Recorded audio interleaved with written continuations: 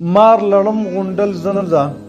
همدارنګه د ځمکې چې نور څومره ضرر رسونکي حشرات دي چې هغه ټک لګوي او انسان له ضرر ورکوي، د دې ټول نه د بچو دعا، خاص کر د هغو ورونو دپاره چې هغوی په سفر باندې او یو داسې ځای کې شپه راشي چې هلته د مار او د لړمو او وغیره حشراتو د ټک لګولو خطره وي، او د هغو ورونو دپاره چې د هغوی په کور کې ماران لړمانان زیات روزي، بلکې هر مسلمان دپاره د دې دعا یادول ډیر زیات ضروری دي. امام مسلم رحمه الله حدیث ذکر کړي.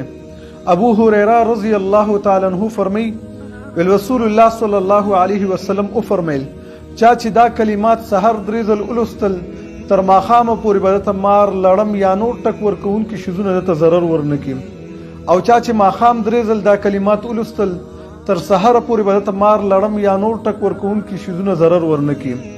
نو ابو هريره رضی الله عنه فرمایي موږ د رسول الله صلی الله علیه وسلم سره ناسو، ویل په دې کې یو سړی رالو او د الله رسول صلی الله علیه وسلم ته وفرمایل ای د الله رسوله بیګا شپه ماته د لړم طرف نه ضرر ورسېدو او مال یې ټک راکو.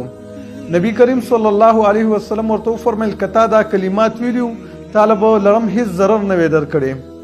هغه کلمات دا دي: اعوذ بکلمات الله التامات من شر ما خلق.